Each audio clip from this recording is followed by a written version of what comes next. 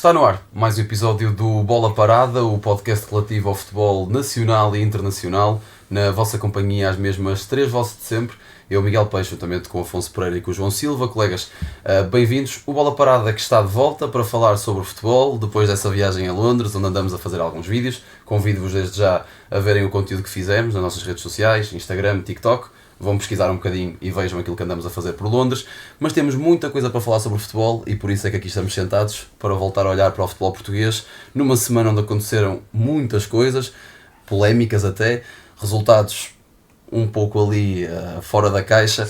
Mas vamos começar pelas polémicas, vamos falar sobre esse despedimento, se assim podemos dizer, de Vítor Bruno no comando técnico do Futebol Clube do Porto. Algo insólito até, estamos a falar de um treinador que ganhou o prémio de melhor treinador do mês da Liga Portugal em dezembro e é despedido em janeiro, depois dessa derrota em Barcelos. Mais um treinador que não passa por Barcelos. João Pereira tinha sido despedido também depois de um jogo contra a equipa dos Galos. Mas vamos começar por aí. Vítor Bruno, nós já tínhamos falado aqui que não era treinador para o Futebol Clube do Porto e acaba por mais ou menos um bocadinho, mais de metade da época, por ser despedido. João, começo por ti. O que é que achas sobre este despedimento de Vítor Bruno? É assim, nós já tínhamos falado que, ou seja, poderia estar iminente o despedimento de Vítor Bruno, mas acho que depois também chegámos à conclusão todos que se calhar não ia acontecer, que se calhar o André Vilas-Boas ia segurá-lo até o final da época, por todas as questões que nós temos conhecimento, quer a nível financeiro, quer se calhar mesmo a nível de que treinador é que gostaria de pegar no Porto neste momento, pronto, tendo em conta aquilo que se calhar o Porto está disponível a pagar. E acho que acabou por nos surpreender a todos. Acho que pronto, naturalmente tinha que se fazer alguma coisa, porque o Porto, ou seja, perde 3 jogos seguidos com Vítor Bruno e perde agora mais um. A segunda vez este ano. Sim. Perde agora outro frente ao Olympiacos, mas Vítor Bruno já tinha sido despedido. Portanto, eu até assim, eu acho que eu compreendo, não é? Porque o Porto não pode perder assim, não se pode dar ao luxo de perder assim jogos, e já não acontecia há 60 anos, se não estou em erro. Sim. O Porto agora se perde o 5º jogo, agora com o Santa Clara, é a primeira vez na história do clube a perder 5 jogos. E é um jogo difícil. É nos Açores ou no Dragão? No Dragão. É muito por aí, acho que ou seja, compreendo, ao mesmo tempo, não sei até que ponto é que não seria se calhar interessante segurá-lo até ao final da época, porque querendo ou não, o Porto está mal, mas está lá em cima. Sim. No campeonato. Um pouco aproveitando também os erros dos outros. A má fase, não diria má fase, mas não tão boas fases, tanto do Benfica como do Sporting. O que é certo é que o Porto está lá em cima, está na luta pelo campeonato, e se calhar já vem tarde este despedimento, quase como falamos também de João Pereira, mas acaba por ser um pouco contraditório, porque se calhar já vem tarde, da mesma maneira que se calhar podiam ter segurado até ao final da época. Vai ser sempre para incógnita, vamos ver quem é que agora irá assumir. Parte do princípio será Anselmi, o argentino, mas sinceramente nem posso falar muito dele porque não tenho conhecimento do trabalho, nem tenho conhecimento do trabalho do argentino, portanto temos que esperar agora pelas próximas notícias. Afonso, o despedimento acaba por não surpreender, porque o Porto vinha de uma grande sequência de maus resultados, tinha umas vitórias entretanto e até começava a vir a jogar melhor, mas os resultados não eram os melhores. O que mais me surpreende no despedimento é ser agora, não ser depois do fim do mercado, porque o mercado poderia dar ali uma volta, o Porto poderia vender alguns ativos, contratar outros, a equipa poderia mudar um pouco, e também é estranho porque o presidente foi treinador que também não teve tanta aposta no caso do Chelsea, que foi despedido ao fim de 7, 8 meses, e já tinha dito aqui no podcast que achava que o Vilas-Boas ia segurar o Vítor Bruno, muito também por ter o background de ser treinador. Agora, como o João disse, em princípio ele já está a vir para Portugal neste momento, Anselmi vai ser o novo treinador do Futebol Clube do Porto, não conhecemos, já vimos por uns vídeos que é um treinador que utiliza um sistema tático um bocadinho diferente, é muito apoiado no guarda-redes a jogar um bocado mais avançado, no género de livro, vai ser interessante. O Porto está com 4 derrotas. Eu acho que o problema do Porto não é só o treinador. Nunca é. Acho eu, nas equipas quando se despede os seus treinadores, mas no caso do Porto é bastante notório. Os jogadores, o PP... acho que é muito por aí. O PP é um jogador que não tem estado bem. Já ouvi pessoal a dizer que o PP é aquele jogador 0-0, que 0 golos, 0 assistências. E concordo, e tendo a concordar um bocado, é um jogador com requinte, mas ultimamente, neste último meio ano, e mesmo já com o Sérgio Conceição a acabar a época, era um jogador que não era tão preponderante. Galeno está horrível. Eu sou esportista, ou a ver pessoas esportistas, não sei o que é que fazia, porque o Galeno no final do mercado de transferência ia ser vendido por quase 50 milhões de euros, e agora está aqui e não faz nada. Pronto, voltamos, houve aqui um problema. Estava a falar de Galeno, é um jogador que neste momento não acrescenta nada ao Porto. Jogar com ele ou jogar sem ele é o mesmo. Até podemos dizer é um exagero, se calhar um bocado, mas Gonçalo Borges neste momento se calhar é o melhor extremo do Porto. É o desequilibrador, é o jogador que agita mais, mas é a realidade, Sim, sim. Não é nada descabido. E eu moro. Se bem que ele joga a Sim, extremo. o Moro não tem jogado a extremo. E o Porto, já veio notícias também dizer que o Porto não ia contratar este mercado. Sim. E acho que pronto, não há dinheiro. Eu nessa questão do Vítor Bruno, acrescentar aquilo que vocês disseram, eu acho que naturalmente não é problema só do treinador, há ali muito problema de plantel, e vemos isso, o que o PP faz é muito sinónimo disso. Um jogador com a carreira, com a experiência do PP a ter que vir a público a defender-se de um treinador é porque algo de muito mal está no balneário, porque está a correr algo muito mal. Depois, a questão de isto, naturalmente, que não tem muito a ver com as relações entre os jogadores e treinadores, mas publicamente ninguém se veio despedir de Vítor Bruno. Tirando Gonçalo Borges, foi o único jogador do Porto que se despediu publicamente de Vítor Bruno. Claro que isso é sempre algo que nós não podemos calcular nem usar como justificação, porque são redes sociais, cada um usa à sua forma, mas aconteceu, ninguém se despediu do treinador. Mas olhando para um ponto, se calhar, mais tático do jogo do Porto, aquilo que eu aponto a Vítor Bruno e que nós fomos falando aqui, que não era treinador para o Futebol Clube do Porto, e nós já tínhamos abordado isso, aquilo que mais me deixou incomodado nestes últimos tempos, principalmente do treinador nos azuis e brancos, é que não há rotinas de jogo no Porto. O Porto, estamos a falar de uma equipa que, na minha percepção, tem 4 jogadores que são intocáveis. Diogo Costa à cabeça, e Diogo Costa até está a fazer uma época não muito saudável porque já assumiu alguns erros, mas não deixa de ser Diogo Costa. Alan Varela, que é um 6 dos melhores que há em Portugal, e com Vítor Bruno não sei porque parece que deixou de ser a opção. Certo. Nico ao lado do argentino, porque é um médio que é muito bom, e eu podia estar aqui a falar de tudo aquilo que Nico dá ao jogo, seja na ligação, na construção, até no apoio defensivo.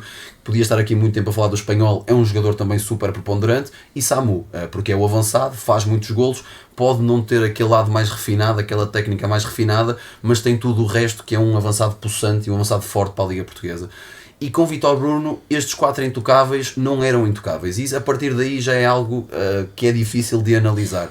E depois, na questão das rotinas ofensivas, nós já jogamos futebol, vocês já jogaram futebol, sabem perfeitamente que, para além de haver qualidade individual e coletiva, é preciso haver rotinas, os jogadores conhecerem-se, perceberem se o Rodrigo Mora joga a 10, joga ali naquela posição atrás do avançado, e ele tem que perceber se o extremo do lado direito, quem diz do direito diz do esquerdo, se ele gosta mais de receber a bola e ir para a linha no 1 para 1, se gosta de criar uma ruptura, um desequilíbrio 1 para 1 na linha e sucessivamente uma oportunidade, ou se é um jogador mais interior, que gosta de receber e vir para dentro e combinar em espaço interior, ou seja, os jogadores que jogam ali atrás de Samu têm que ser jogadores que se conhecem. E no Porto isso não existe. Se nós olharmos, desde que a época começou, já passou por ali, naquelas 3 posições. Galeno, PP, André Franco, Mora, Namazo, Fábio Vieira. Ou seja, não há uma linha. Não há um núcleo ali de 4 jogadores, contando com o Samu, que tenham jogado a grande maioria dos jogos consecutivamente. Eu não estou a dizer que não tenha mais minutos que os outros, mas de forma consecutiva, a dar sustentabilidade àquelas rotinas ofensivas. Tu não tiveste isso no Porto. E em qualquer equipa no mundo, se tu tiveres 4 na frente ou 3, se forem 4, 75% destes 4 têm que jogar grande parte dos jogos, se forem 3, 66% destes 3 têm que jogar grande parte dos jogos, porque são os teus pontos fundamentais, o futebol ofensivo, principalmente em Portugal, onde uma equipa como o Porto vai ter muitas vezes a bola, vai ter muito ataque. Acho que isso aí com Vítor Bruno foi aquilo que eu aponto a nível tático, o lado mais negativo, entre outros pontos ali, algumas invenções, não existe uma dupla de centrais do Porto, o Porto não criou uma dupla de centrais, era Noem, Otávio, era Tiago Jaló e Noem, ou seja, não existiu uma dupla concreta. Aquela questão de agora, até em Barcelos, ter jogado com Tiago Jaló lateral direito, não se compreende, um jogador que nunca passou por ali, mas pronto, o Vítor Bruno acaba por ter a somar algumas coisas que ditaram este despedimento. Na minha opinião, concordo com vocês no sentido de podia ser aguentado até ao fim da época, Mas ao mesmo tempo, estamos a falar de um clube da dimensão do Futebol Clube do Porto que está habituado a ganhar. É uma pressão muito grande. Uma pressão muito grande. Eu acredito que isso até tenha acontecido mais por estas desavenças com os jogadores. Eu Claro. acredito que se E a calhar se o pressão Balneário externa estivesse em dos próprios sintonia... adeptos, porque é um clube com muitos adeptos. Sim, E tu tendo a pressão Sim. que faz às redes sociais e era constante a demanda dos adeptos a pedir a cabeça de Vítor Bruno. sim. Claro. E é normal isso acontecer, é normal. E é a pressão do Porto. É uma equipa, o estímulo portista é vencer. E quem diz do Porto, diz do Benfica, diz do Sporting. Os grandes em Portugal querem vencer. E principalmente o Porto, que agora está numa fase de transição brutal. A saída do Pinto da Costa, a entrada do Vilas Boas, até a forma como o Porto hoje em dia se apresenta ao público, a presença do Porto, seja nas redes sociais, seja em dia de jogo, é completamente diferente daquele Porto que o Pinto da Costa nos habituou, por todos os problemas e mais alguns que surgiram entretanto, com claques, etc. Mas o Porto perdeu um pouco essa estima, essa parte vencedora, essa parte mais raçuda que sempre distinguiu o Porto, que agora não existe e que os adeptos exigem, e na minha opinião bastante bem. Com o Vítor Bruno não existia, agora com o Anselmi vamos ver, lá está, é como tu dizes, é um sistema, e o Afonso, é um sistema de jogo completamente diferente. Ele joga em 3 centrais, eu não me lembro do Porto a jogar com 3 centrais desde o tempo do Adrielson, ou seja, estamos a falar de 06, 07, 08, há 15 anos atrás. Com Sérgio Conceição, na época de 21, ainda jogou alguns Sim, mas jogos. Sérgio Conceição adaptava os 3 centrais a jogos, ou seja, Sim. contra o Sporting jogava com 3 centrais para encaixar sistemas. Agora, de raiz, jogar com 3 centrais, não me lembro do Porto jogar Não. sem ser com Adrielson, ou seja, vai ser uma fase novamente de transição. E o Porto arrisca-se a não ir à Liga dos Campeões para o ano, que eu acho que para isso, para a equipa portista, pode ser o grande problema da época. Eu acho que nem se exige o campeonato. Os milhões da Champions, acho que é o mais importante, tendo em conta o momento do clube, principalmente no lado financeiro. Não sei se vocês concordam com esta parte. Sim, mas- sim, Sim. sim. Porque o Porto estando é possivelmente a equipa com melhor posicionada no ranking da UEFA e ainda a Liga dos Campeões só logo aos 50 ou 60 milhões no novo formato. Portanto, são 50 ou 60 milhões que perdem, jogando Liga Europa é muito menos, é menos de metade e é dinheiro que não entra na caixa. Sim, mas eu ainda vejo possibilidade Sim, Sim, do Porto sim, conseguir sim. dar a volta até O porque... Porto está em segundo lugar, se não me engano.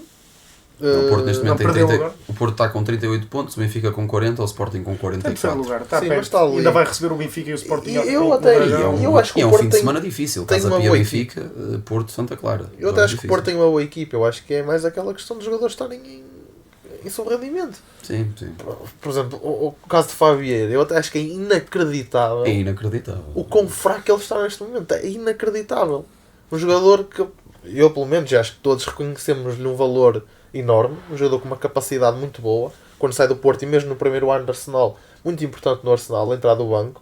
Pá, e agora está muito fraco, muito fraco. Eu acho que se de facto for Anselmi o próximo treinador do Porto, eu acho que o foco dele tem que ser pegar no que tem, porque tem bons jogadores, tem Tem boa qualidade. matéria-prima. O Porto Sim, tem sim, matéria-prima. E fazê-los grandeiro. E acho que a partir daí a coisa vai começar a funcionar. E até aí nessa questão do Fábio Vieira, agora que nós já falamos sobre isto, lá está noutros podcasts, aquela questão se o Rodrigo Mora ia conseguir justificar todo o rendimento e jogo após jogo ter boas exibições, agora nós já percebemos que passaram-se 3, 4, 5 jogos e com um jogador como o Rodrigo Mora, que é uma posição que já não é tão natural no futebol, aquele 10, e ele próprio não é um jogador muito possante fisicamente, vai demorar tempo a adaptar-se àquela posição. Em jogos da Liga Portuguesa vai ter muito espaço para jogar, porque há esse espaço, mas vemos ontem no jogo contra o Olympiacos que o Rodrigo Mora tem muitas dificuldades em arranjar espaço no meio campo, porque jogou contra uma equipa muito forte fisicamente. Sim. Ou seja, mesmo nessa questão do Fábio Vieira, ele até podia vir como essa figura fundamental do meio campo e o Rodrigo Mora aparecer como apareceu o Francisco Conceição há uns anos atrás, ou seja, a saltar do banco e a aparecer com momentos ali de rasgos individuais e ser destaque, ser desequilibrador,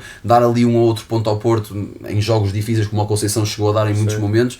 E o Fábio Vieira podia ser importante para isso, ou seja, para levar o Rodrigo Mora, eu vou começar a jogar, eu vou ter esse destaque e tu vais ser aquela pessoa que vai entrar por mim ou que vai entrar em momentos do jogo difícil, mas nem isso. Não. Podia ser ali um jogador para lhe dar esse lado, sendo também formação do Porto e ter Certo. tido todo esse percurso, não conseguiu. Mas bem, nós já falamos daqui de alguns milhões, falamos também de treinadores, e já que estamos a falar de treinadores e milhões, convido-vos a falarmos do Vitória. O Vitória voltou a trocar de treinador, nós acabamos por não ter tempo de abordar isso, e faz quase 35 milhões, contando ali com os bónus, em transferências com Manu, Caio César e Alberto Costa.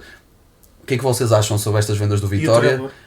Sim, acaba por juntar também o treinador Rui Borges. O que é que acham destas vendas do Vitória, que acabam por meio que estagnar aquilo que podia ser a realidade competitiva desta época, mas ganham sustentabilidade para a competitividade das próximas? Eu acho que estas vendas do Vitória são um momento-chave na questão financeira do clube. É um clube que nos últimos anos tem sido marcado por várias crises financeiras. Sabemos que André há 2 anos saiu do Vitória a meio do ano porque não lhes pagavam os prémios, até se soube que arrebentou com o balneário da academia. E fazer assim quase 35 milhões no mercado, 50 no espaço de menos de um ano, é absurdo para um clube da dimensão do Vitória. Da dimensão no sentido de dizer que é um clube, não é um dos 3 grandes. Qualquer equipa, mesmo que fosse o Braga a fazer 50 milhões assim num espaço de 8 meses, era absurdo. Isto vai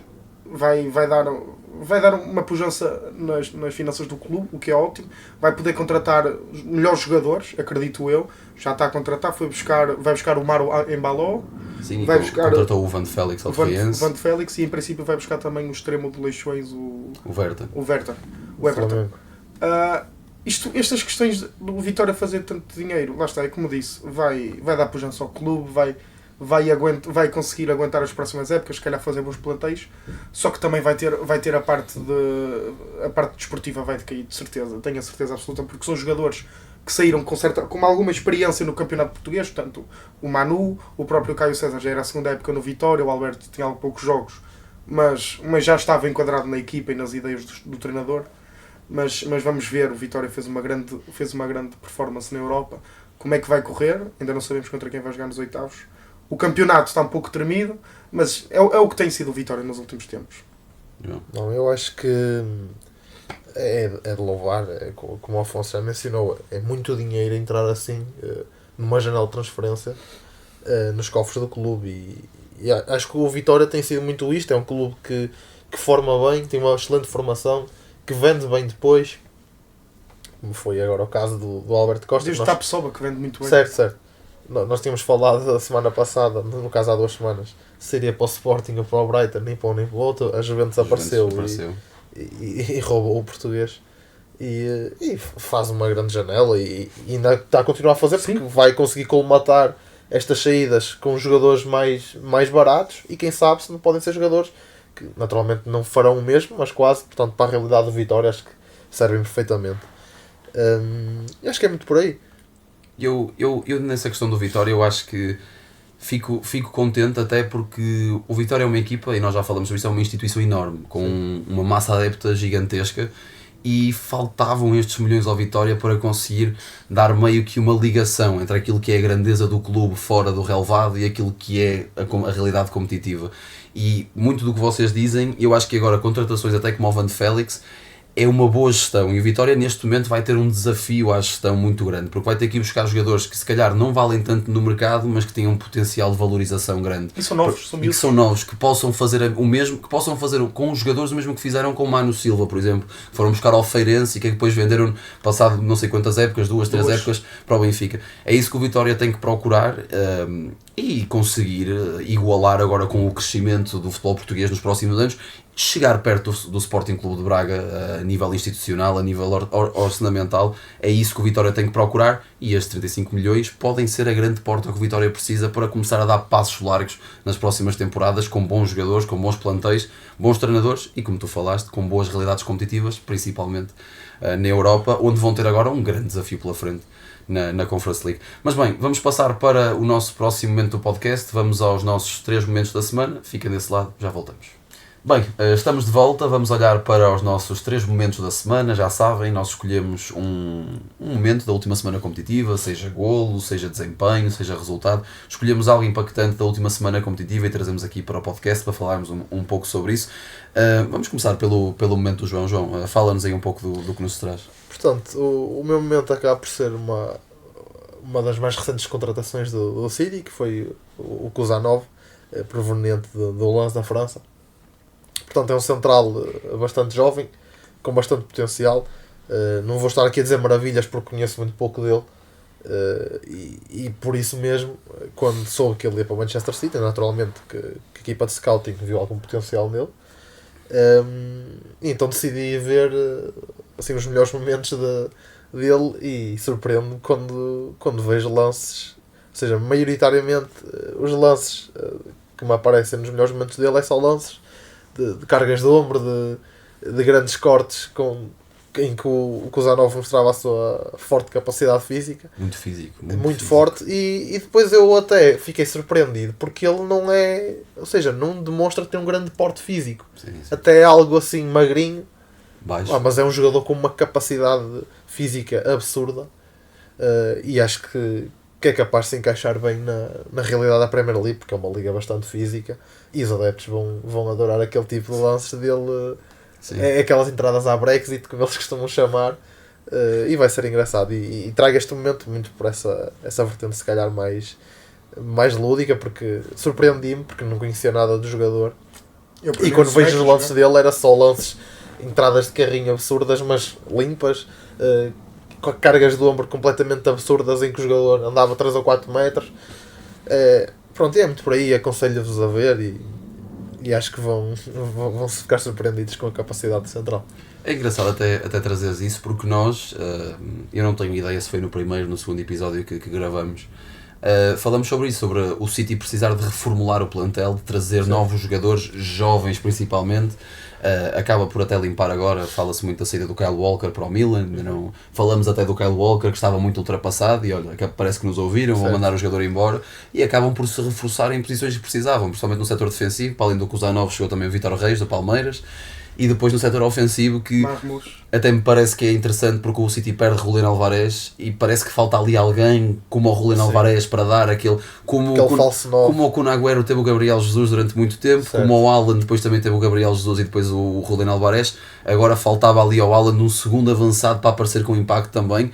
E nada melhor que Marmoush, que eu acho que o Marmoush está a fazer uma época impressionante e é engraçado trazeres isso porque nós abordamos esse assunto noutros episódios, certo. E o City acaba por trazer essa reformulação mais cedo do que eu esperava. Pensei que iam fazer isso até no fim da época, trouxeram-na já em janeiro, não quiseram olhar a medidas. Afonso, o teu momento da semana? O momento da semana é o vizinho do City, é o United, é Ruben Amorim e é a frustração que o treinador tem sentido nos últimos tempos com os resultados negativos dos Red Devils. Veio a público que Ruben Amorim, depois da derrota com o Brighton na semana passada, partiu uma televisão no balneário.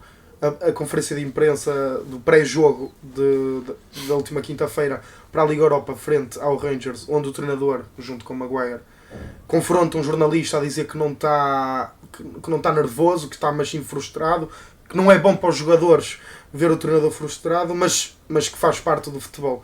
É muito...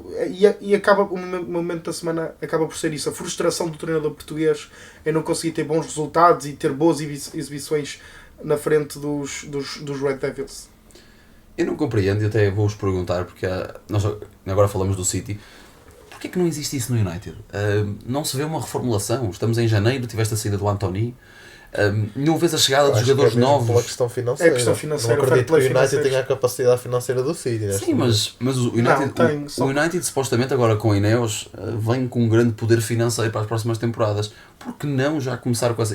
Atenção, eu não quero estar a falar de cor porque não sei se há alguma impedição neste momento que não permita ao United, seja motivos financeiros ou até regulamentares, que não permitem o United contratar jogadores. Mas por que não fazer já, numa altura onde já vimos claramente que falta muita coisa? É muita questão do fair play financeiro da Liga. A Premier League tem um fair play financeiro. Todas as ligas, para além da UEFA, têm um fair play financeiro. Pode haver essas implicações próprio. Que eu não sei. Eu estou a falar de cor. Sim, também não estou a par disso. E o United é um clube que tem vindo a gastar muito, tanto que o City teve que vender também teve vindo a gastar muito e teve que vender no início da época. O United agora vai ter que vender e não pode estar a esbanjar dinheiro. Provavelmente também se está a guardar para o verão, para gastar mais dinheiro no verão, que é uma janela maior, mais comprida. E para despachar também jogadores que sejam sedentários. A verdadeira reformulação do United vai ser mesmo no verão. E tem que ser estrutural. Não é só no campo. Espero que a direção aguente o treinador, porque acho que o United não é mesmo aquele caso, como falamos de Vítor Bruno no Porto, que é... Ou seja, há uma grande pressão no Manchester United também, porque é uma equipa enorme. Mas eu acho que o United já está há tanto tempo nesta fase que, se não for com o Ruben Amorim, irá ser com outro. Ou seja, a direção tem que ter mesmo paciência junto com os adeptos de aguentar 1, 2 anos, 3 se for preciso de frustração, de maus resultados, para que um treinador possa pegar, reformular aquilo, colocar ideias fortes no balneário, que acredito que é o que o Ruben Amorim está a fazer, e para poder reerguer o Manchester United.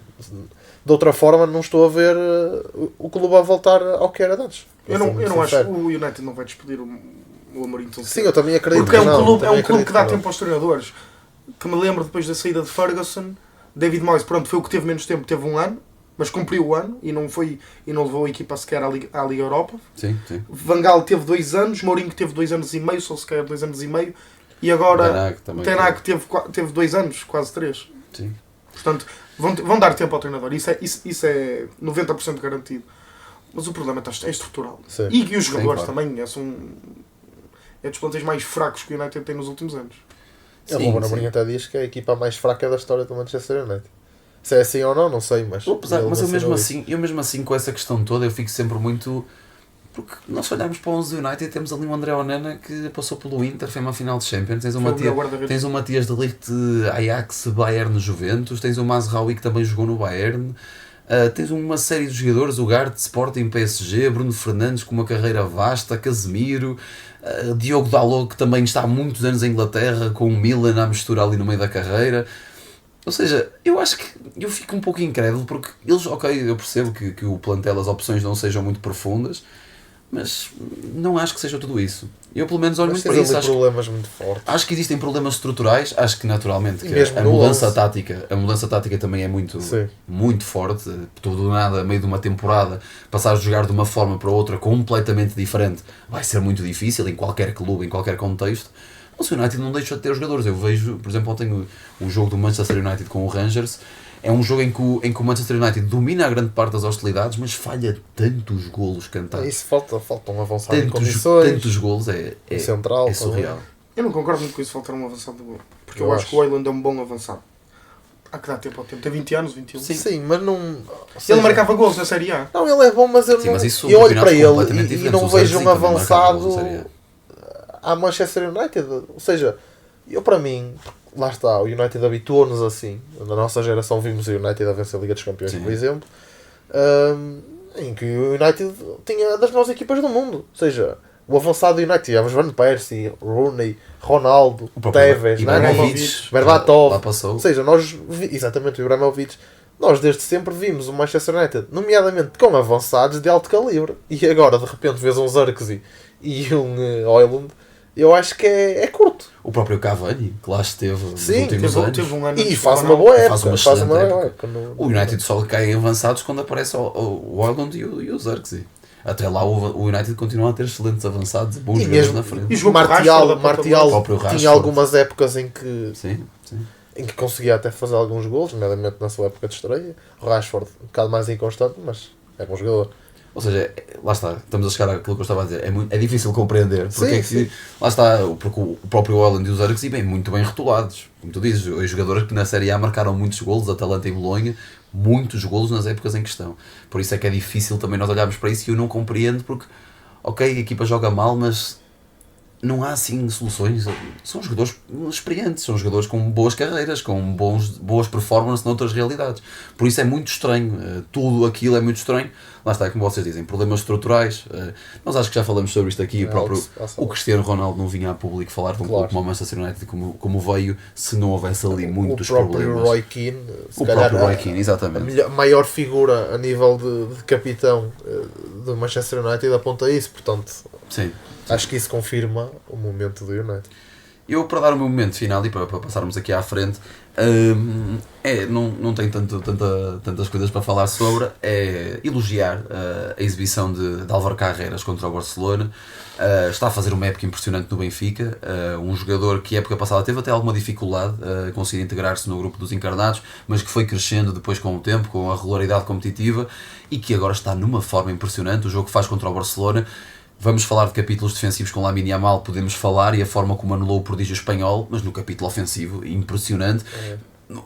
Os primeiros 20 minutos de jogo, para além de dar um golo certo a Pavlidis, dá um golo praticamente certo a Ausnes, e Ausnes não aproveita esse golo certo. O Benfica podia ter começado a vencer 2-0 com duas jogadas brilhantes do Carreras, e dar esse ponto positivo ao lateral espanhol, que vai se juntar, na minha opinião, em caso desse salto que se fala da cláusula dos 17, 20 milhões que existe dentro do contrato dele de empréstimo, vai-se juntar a uma lista recheada de craques daquilo que são os laterais espanhóis, que a Espanha sempre nos habituou a excelentes laterais, hoje em dia continua a ter excelentes laterais, Dani Carvajal, o próprio Marco Corelha, que não é um lateral do outro mundo, mas que faz um europeu soberbo. Grimaldo passou há muito pouco tempo pelo Benfica, ou seja, é uma lista vasta de craques espanhóis que já passaram pelas laterais da Roja e agora continua, e Álvaro Carreras parece ser o futuro dessa seleção. Dar aqui um pequeno destaque ao espanhol, porque faz um grande jogo e continua a fazer uma época impressionante. Mas bem, vamos passar à frente, vamos falar agora ainda mais de futebol português. Venham connosco, vamos olhar para os jogos da Liga dos Campeões de Benfica e Sporting. Bem, regressamos para continuarmos a falar do futebol português. Vamos olhar agora para os resultados de Benfica e Sporting na Liga dos Campeões. As duas equipas da capital acabaram por perder. Benfica em casa frente ao Barcelona nessa reviravolta impressionante dos culés. E o Sporting em Leipzig contra o Leipzig nessa vitória por 2-1 dos alemães.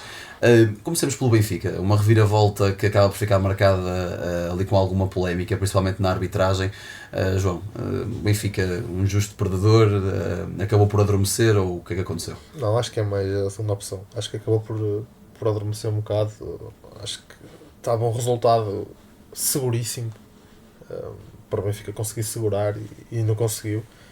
E o Barça, pronto, mostrou todas ou seja, mostrou o quão forte é, porque conseguiu dar a volta ao resultado de 3-1 e depois 4-2 e venceu. E eu sou sincero, não concordo com muita gente que diz que o Benfica jogou muito melhor. O Benfica fez um bom jogo, e atenção que o Barcelona é o segundo colocado na Liga dos Campeões.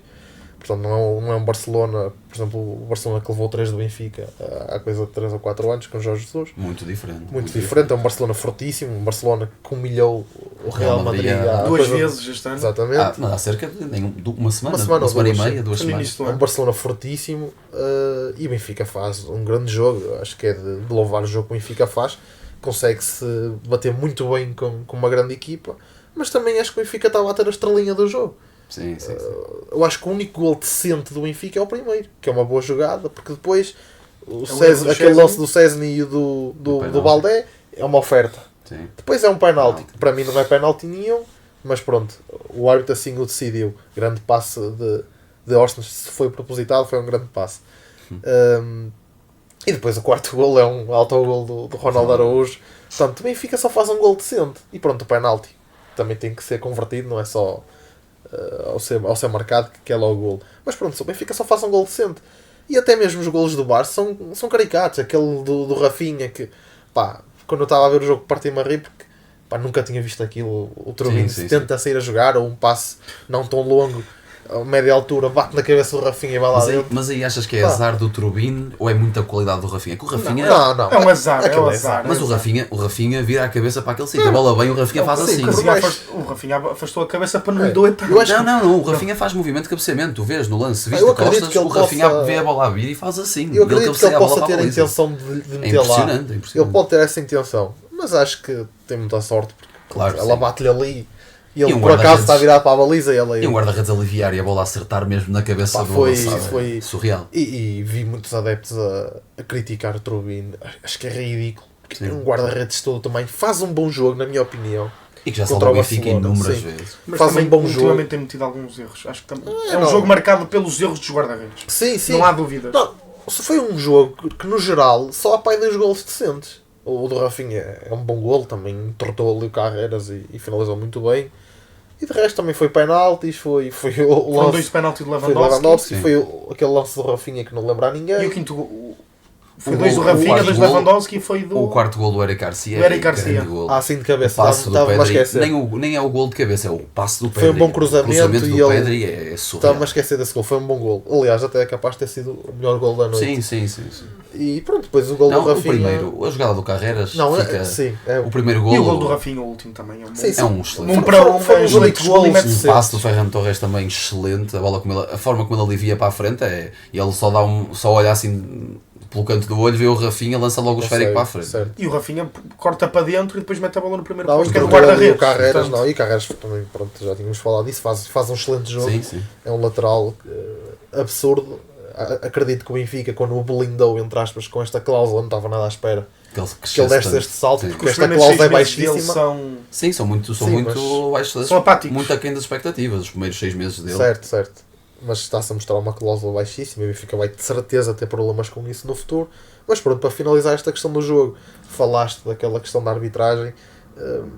Eu acredito que era penalti. Aquele lance sobre o Barreiro, ele é carregado por trás. E eu, no meu ver, é penalti. Sim. Mas também não vou estar a dizer que o Benfica foi roubado, isto e aquilo, porque em contrapartida também aquele lance do Lacturcoglu para mim não é penalti em lado nenhum. Tiraste as palavras a ver. Acredito que é muito por aí. E o Benfica não se pode estar a pautar por esses lances, porque o Benfica esteve a ganhar 4-2 e 3-1. Portanto, tinha mais que a obrigação era que segurar o jogo, não conseguiu.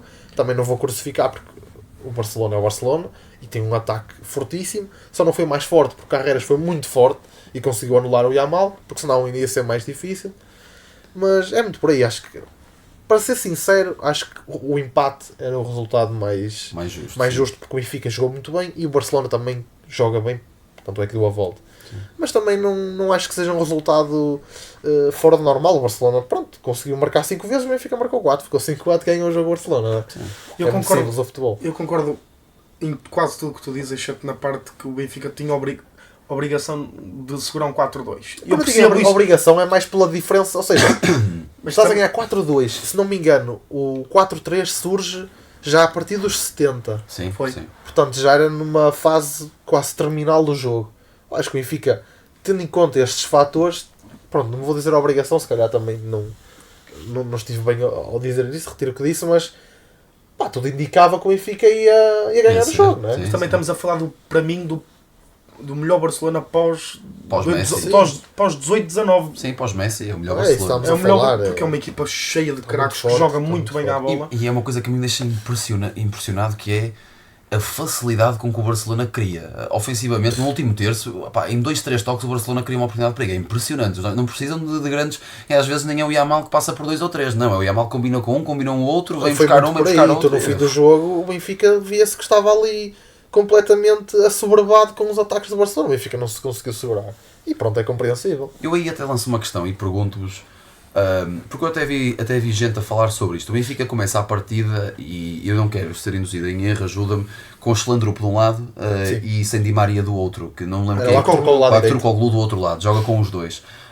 À primeira imagem eu até percebi, porque um jogo contra o Barcelona é preciso outro tipo de disponibilidade defensiva que Di Maria não tem. Mas tu não achas que a vencer 4-2 em casa, 3-1 em casa contra um Barcelona, colocar Di Maria em campo a meio da segunda parte, no momento em que tu sabes que tu vais ver, como tu disseste, ser completamente assoberbado pela equipa adversária, e estamos a falar da equipa que se calhar melhor cria ofensivamente neste momento no futebol mundial, se não é a melhor, anda ali no top 3.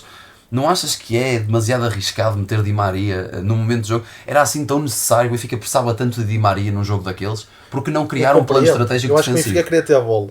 Acho que a ideia da Brunelage era ter a bola. Sim. Porque estava 4-2. Sim, claro. Acho que ele não estava à espera de sofrer a reviravolta. Mas quando as coisas começam a piorar, aí é que conseguimos perceber que se calhar foi uma maltração. Porquê? Porque lá está, o Di Maria não é aquele jogador pressionante, não é aquele jogador que defende, portanto era menos um. Mas até poderia ter corrido bem, porque há um lance aos 90 minutos que o Di Maria podia ter sido e não estávamos a falar disso agora. Sim. Eu só digo isto até pela questão de aquilo que nós temos como base, ou que pelo menos vemos na grande maioria destes grandes jogos, quando uma equipa que naturalmente não é favorita está a vencer desta forma, quando digo desta forma, uma vantagem em 2 golos, 3-1, 4-2, a equipa que não é favorita tem tendência a criar um plano estratégico defensivo que lhe permita assegurar o resultado. E ele faz isso, ele a dada altura joga contra as centrais. Sim, ele tenta fazer isso. Eu digo essa questão do Di Maria porque tu crias tão bem aquela ideia inicial de o Di Maria não nos vai dar disponibilidade defensiva e metes a Turkoglu e Luís Schlandrup para teres isso, e depois porque é que no momento do jogo onde tu ainda vais ser mais assoberbado do que eras no início, tu fazes essa alteração. Por um lado podia dar esse cariz ofensivo porque é um jogador com outra definição e é refinado, mas por outro, na recuperação... Mas olha que eu por acaso nesse aspecto eu concordo e... Sim, mas podes discordar. Eu faria igual se fosse Bruno Lage, eu colocaria assim a equipa. No entanto, eu acredito que Di Maria não jogou de início pela questão da sua disponibilidade física. Sim. É isso que eu digo. Não temos que esquecer um jogador com mais de 35 anos. Não, nem é por aí, porque ele estava supostamente meio tocado, já no jogo anterior não tinha sido titular. Certo, portanto, eu acredito que se ele estivesse a 100%, tinha jogado a titular. Tenho quase certeza. Agora, eu pensei que fosse por causa disso, eu estou a dizer... Agora, eu acredito que a equipa que entrou, ou seja, o 11 inicial, foi o 11 perfeito para aquele jogo. Portanto, era assim que o Benfica que tinha que jogar. No meio campo jogou o Coxu, Florentino e Orsnes. E o plano estratégico estava todo lá. O Bruno Lage estudou muito bem o Barcelona. Sim. A primeira parte do Benfica é excelente. E o Barcelona O Barcelona é uma equipa que sofre muito com a bola nas costas. O problema do Barcelona é a forma como a defesa controla a profundidade. Eles jogam muito. Fazem muito aquela armadilha de fora do jogo do Flick e já existiram jogos onde o Barcelona foi exímio nisso e conseguiu congelar completamente a equipa contra o Real Madrid. Conseguiu congelar completamente a equipa adversária, mas há muitas vezes que o Barcelona já pecou esta temporada porque depois não conseguem controlar essa linha defensiva o jogo inteiro. E o Benfica estuda isso ao pormenor, porque tu vês a primeira parte, o Benfica só explora o espaço nas costas, explora e cria, porque não é preciso muito para marcar um gol ao Barcelona. É futebol muito intuitivo. Bola nas costas, aparecer no meio, criar espaço e fazer gol. O Barcelona, os golos todos que sofre esta temporada é muito à volta disto, porque a defesa anda ali muito de... se não sabe sai para a frente, não sabe sempre para trás. Depois os centrais, o Inigo Martínez já está numa idade que não é muito forte na recuperação, o Kovacs anda sempre ali nas dobras e depois perde muito espaço daquele que é o dele, ou seja, isso aí o Benfica nesse ponto estudou muito bem e temos que dar esse destaque a Bruno Lage. Pronto, só para terminar, se calhar, para toda a gente ver que nós também não andamos aqui a dormir, acho que se comprovou mais uma vez aquilo que nós falávamos naquele jogo de Taça da Liga frente ao Braga, que é Tomás Araújo faz um excelente jogo também.